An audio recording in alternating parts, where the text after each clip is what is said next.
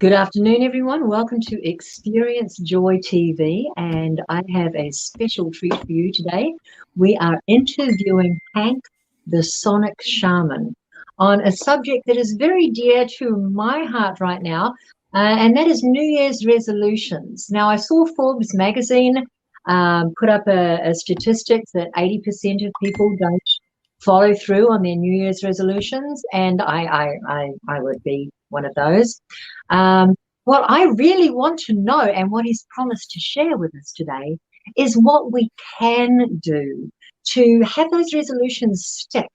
So thank you so much for joining us, Hank, and please, will you share your wisdom with us? Yep, thank you so much for having me, Joy. And really, the thing is that oftentimes the New Year's resolutions that we're setting are more about a symptom about ourselves that we're looking to have show up differently, but it's not the cause. And that's why what I advocate for is instead of setting a resolution, you set a mindset. Like, how much more fun could I have in my life today? What would it take for me to be more of my authentic voice in the world today than any day before? And asking questions like that start to make you more aware of different opportunities around you. Because maybe, yes, you want to lose weight, but maybe when you start to ask, how can I have more of me? And you realize that maybe you've been comfort food eating because you haven't been following your soul path. Mm. And once you start following your soul path, then all of a sudden the need to comfort eat falls away. So the mindset takes care of all the things that would stick you from being able to actually have a shift in your entire way of being. That makes so much sense. And I love those questions. With the right question, you can get the answer to anything. You have obviously nailed some of the right questions. Thank you. So, do you have any ideas on how I can shift my mindset to go deeper in that? Yeah, well, one thing is feel the energy behind target and goal. A lot of people say, I need to set my New Year's goals, or I need to set different goals in my life. And if you think of a sports game, like a football game or whatever kind of sports you like, when you get to the goal, the goalpost or whatnot, all the energy shifts and it goes to a new direction. And you Mm. have a set point where you stop, where if you have a target, you can continue to move the target and it gives you more flexibility. So if you say, hey, this is what I'm looking to do in my life, and things show up a little bit differently, well, that's okay. You can simply adjust the target and give yourself permission that you're not going to be in judgment and conclusion because of a specific Mm. goal, and allow yourself to shift and fluctuate because the whole world changes all the time. And the target or the goal that made sense yesterday, tomorrow might not be relevant. But what were we taught as kids? You got to see things through. You're like, once you commit to something, you got to see it through. And we have all these imprints in us from a very young age that it feels like we don't have permission, that if things change, to allow ourselves the freedom and permission to change things. I love that so much. I love shooting, so the idea of having a target instead of a goal actually makes a whole lot of sense to me because it means you can still hit the target. You just get closer and closer and closer to the bullseye. There's so much I like about that. It feels like a lot less pressure and a lot more flexibility. Thank you. What else you got for us, Hank? Oh, all kinds of wonderful things. I just have to look at my notes so I don't. Oh, actually, let me share with you another common thing that people kind of make a mistake about when they're setting what they're looking to bring into their life in the new year. There's a difference in energy between the word manifestation and actualization. I think we actually were talking about this a little bit off air the other day, Yes. that actualization is that something shows up. Manifestation is how it shows up. And oftentimes we'll say to the universe, I want abundance in my life. Well, one thing, take the word want out of your vocabulary because it literally means to lack. Rich people want for nothing. Rich people lack for nothing. So if you say, I want something, you actually push it further away. What do I choose to bring into my life? Or more importantly, what energy could I choose to bring into my life? Because beingness precedes doing.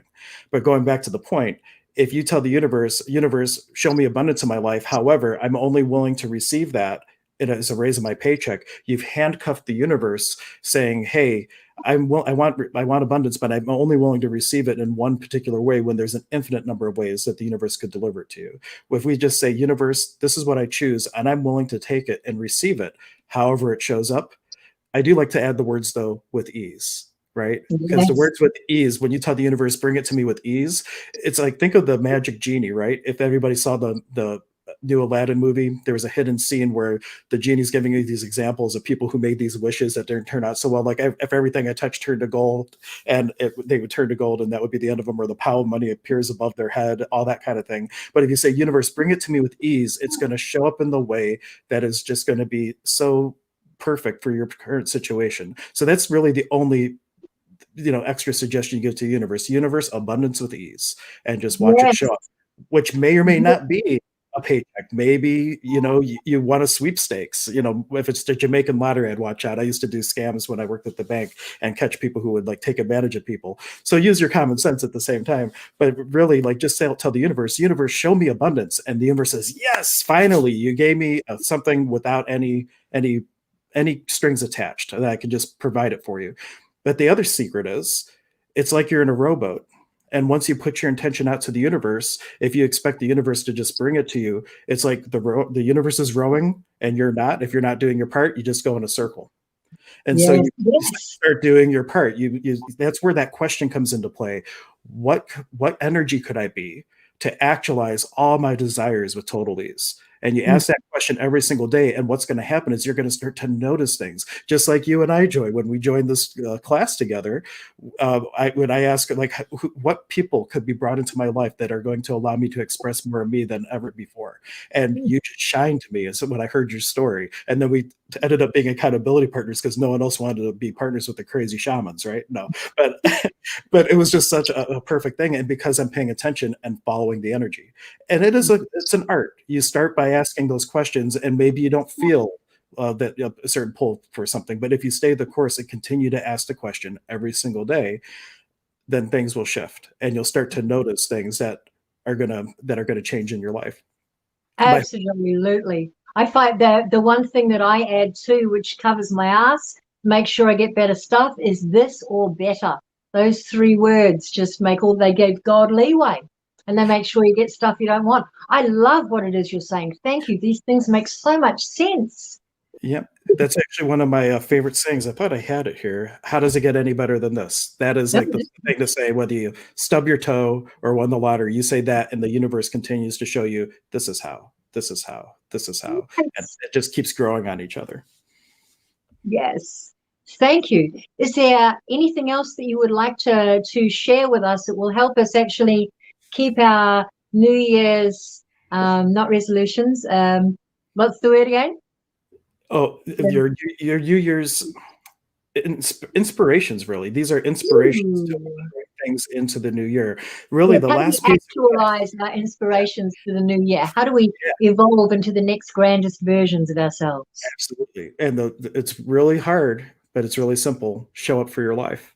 So many people check out and they're on autopilot. You're driving to work. You don't even remember the drive to work. People get there. I'm like, oh, I'm glad I got here. Okay, I don't remember anything. The little robot, the autopilot, gets in and drives. Someone cuts you off. He says, I can't handle this shit. And he jumps out of the way. You flick people off, drive the car back to safety, continue on your way. Those are the places where we're reacting in life because we weren't showing up. You need to start responding in life and actually showing up for the experience and making choices instead of reactions. And that's where everything starts to shift, because most of the people, when it's not working out in their life, they're on autopilot for whatever reason, medicating with whatever. I used to drink. I was a professional drinker for many years. Now I've been sober 12. And the biggest thing that shifted is I started showing up for my own experience and started being involved in choices and co-creating with the universe, doing my part, rowing that boat. I am so glad that you are showing up for yourself and for us. Every single thing that you said was inspirational, and I appreciate it deeply, Hank. I'm really, really glad that we get to be accountability buddies and crazy shamans together. Is there anything else that you would like the viewers to know or to hear before we close out the interview? I will give my summary of how all the universe works. Source is all there is, all at once, in the ever-present moment of now. You simply need to choose who you're going to be in creationship to your perceived reality. And the universe will deliver to you opportunities to express that being through doing. That's the secret of it all. Oh, and you're the only one in the room, and so am I. It's the divine paradox. Yes. Hank, it was an honor to interview you, and I'm so excited that this is our first, and it's just going to keep getting better and better from here. Thank How does you. it get any better than this? We will find a way. This or better. We receive it now, actualized in the new year and now and all the time. Thank you. Thank you. Thank you. And thank you for listening. I hope you got something out of this. Let us know in the comments what you felt was most beneficial that Hank said. See you later, everyone. Bye.